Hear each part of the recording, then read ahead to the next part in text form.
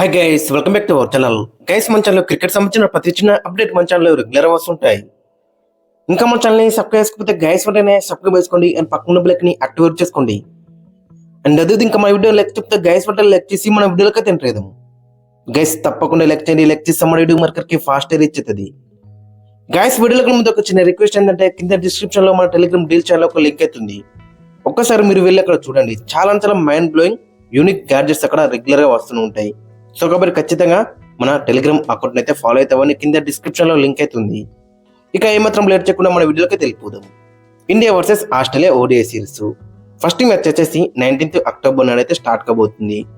మరి ఈ మ్యాచ్ కి రెండు జట్ల బలహీనతలు, మరి రెండు జట్ల యొక్క కాంబినేషన్ ఏ విధంగా ఉంటుందనేది ఈ వీడియోలో అయితే క్లారిటీగా చూద్దాం. అండ్ పిచ్ రిపోర్టు, సో ఇవన్నీ కూడా మనం ఈ వీడియో అయితే చూద్దాం. హెడ్ ఇవన్నీ కూడా ఈ వీడియోలో అయితే చూద్దాం. ఫస్ట్ అక్కడ మనం పిచ్ రిపోర్ట్ ఒకసారి చూసుకుంటాం. మరి పెర్త్ ఆప్టర్స్ లో జరగబోతుంది మ్యాచ్ వచ్చేసి. మరి ఇక్కడ యూజువల్ చూసుకుంటే చాలా ఫాస్ట్ బౌలర్కి హెల్ప్ అయితే ఉంటుంది.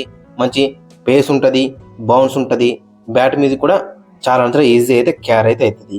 సో కాబట్టి అటు ఫాస్ట్ బౌలర్లకు హెల్ప్ ఉంటుంది అండ్ పోను బ్యాటర్లకు కూడా చాలా హెల్ప్ అయితే ఉంటుంది బ్యాటర్లకు కూడా. సో చాలా రన్ ఫిస్ట్ చూసే అవకాశం అయితే ఉంటుంది. ఇక్కడ మొత్తం 3 మ్యాచ్లు జరిగినాయి. ఒక మ్యాచ్ ఫస్ట్ బ్యాటింగ్ వేసి గెలిచిల్లు, ఒక 2 మ్యాచ్లు సెకండ్ బ్యాటింగ్ వేసి అయితే గెలిచిల్లు. కొత్త స్టేడియం కాబట్టి జస్ట్ 3 మ్యాచెస్ మాత్రమే జరిగినాయి ఓడిఐ మ్యాచెస్. ఇక ఇవరి మధ్య హెడ్ ఇక్కడ చూసుకుంటే మొత్తం 152 మ్యాచెస్ లో 58 టైమ్స్ మన టీంలో గెలిచింది, 84 టైమ్స్ ఆస్ట్రేలియా గెలిచింది. 10 మ్యాచెస్ వచ్చేసి నో రిజల్ట్ గా ముగిసినాయని చెప్పుకోవచ్చు. ఇక టీం విషయానికి ఫస్ట్ మనం ఆస్ట్రేలియా టీం చూసుకుంటే మన ఆస్ట్రేలియా వీక్నెస్ వచ్చేసి మెయిన్ గా చూస్తే వాళ్ళ కెప్టెన్ ప్యాట్ కమిన్స్ మిస్ అవుతుండు ఇంజూర్ కారణంగా. ఇంకా చాలా ఇంజూర్ కారణంగా మిస్ అయిన ప్లేయర్స్ అయితే ఉన్నారని చెప్పుకోవచ్చు. Cameron Green, Alex Carey, Josh Inglis వీళ్ళందరూ కూడా ఇంజూర్ కారణంగానే మిస్ అవుతున్నారని చెప్పుకోవచ్చు. సో ఇది ఒక వీక్నెస్ అని చెప్పుకోవచ్చు.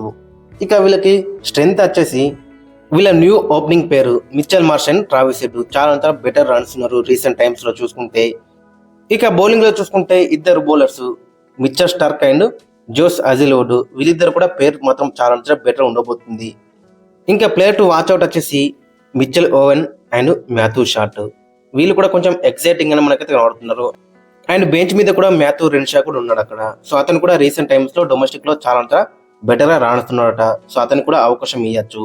ఇక బౌలింగ్ లో చూసుకుంటే మాథ్యూ కునెమెన్, నాథన్ ఎలిస్ కూడా ఇంట్రెస్టింగ్ గా మనకైతే కనబడుతున్నారు. సో కాబట్టి ఓవరాల్ చూసుకుంటే వీళ్ళ టీం వచ్చేసి చాలా బెటర్ గా కనబడుతుంది. ఇంజురీ ప్రాబ్లమ్స్ ఉన్నప్పుడు కూడా ప్లేయింగ్ లో మాత్రం చాలా డీసెంట్ గానే మనకైతే కనబడుతుంది. ఒక్కసారి మనం చూసుకుంటే అక్కడ ప్లేయింగ్ లో వచ్చేసి Mitchell Marsh and Travis Head opening లో బర్లకు దిగుతారు.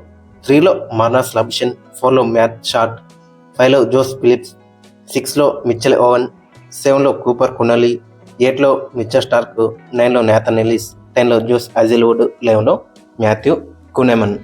సో ఓవరాల్ చూసుకుంటే డీసెంట్ సైడ్ గానే మనకైతే కనబడుతుంది.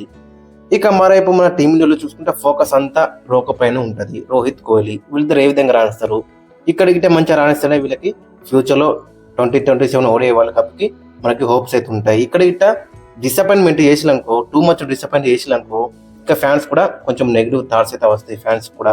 సో కాబట్టి ఇద్దరి దగ్గర నుంచి అయితే మంచి నాక్స్ అయితే ఎక్స్పర్ట్ ఎత్తున్నాం. ముఖ్యంగా అక్కడ చూసుకుంటే రోహిత్ శర్మ అండ్ విరాట్ కోహ్లీ దగ్గర నుంచి ఇద్దరి దగ్గర నుంచి కూడా బిగ్ నాక్స్ అయితే ఎక్స్పర్ట్ ఎత్తున్నాం. గతంలో మనం చూసినాం Rohit Sharma double century like, Virat Kohli కూడా 150 కైండ్ ఆఫ్ ఇన్నింగ్స్ చూసినాం. అలాంటి నాక్స్ అయితే ఈ సిరీస్ లో అయితే ఎక్స్పర్ట్ అయితే ఎత్తున్నాం. మరి ఎవరి దగ్గర నుంచి నాక్స్ వస్తారనేది కింద కామెంట్స్ అయితే మెన్షన్ చేయండి గైస్. ఇంకా ఓవరాల్ చూసుకుంటే మన అట్లా వచ్చేసి మెయిన్గా చూసుకుంటే రోహిత్ శర్మ, విరాట్ కోహ్లీ మనం ఎంతో చెప్పుకున్నాం. శుభ్మన్ గిల్ ఆల్సో కెప్టెన్ గా ఆడుతున్నాడు ఫస్ట్ మ్యాచ్. మరి అతను కూడా ఏ విధంగా ఆడుతున్నాడు అనేది కూడా ఇంట్రెస్టింగ్ గా కనబడుతుంది. ఇక వారితో పాటు బౌలింగ్ వచ్చేసి మొహమ్మద్ సిరాజ్ కూడా కంబ్యాక్ చేస్తున్నాడు. సో అతని దగ్గర నుంచి కూడా ఇంపాక్ట్ ఏ విధంగా ఉంటుందో కూడా ఇంట్రెస్టింగ్ గా కనబడుతుంది. హర్షదీప్ సింగ్, హర్షిత్ రాణా, ప్రసిద్ధ్ కృష్ణ వీళ్ళు కూడా ఏ విధంగా రాస్తున్నారు ఇంట్రెస్టింగ్ కనబడుతుంది. సో ఓవరాల్ చూసుకుంటే మన దాంట్లో కూడా కొన్ని ఇంట్రెస్టింగ్ నేమ్స్ అయితే కనబడుతున్నాయి. మరి వాళ్ళు ఏ విధంగా రాస్తారు అనేది. సో కాబట్టి ఖచ్చితంగా చాలా ఇంట్రెస్టింగ్ అయితే ఉండబోతుంది ఈ సిరీస్ మాత్రం.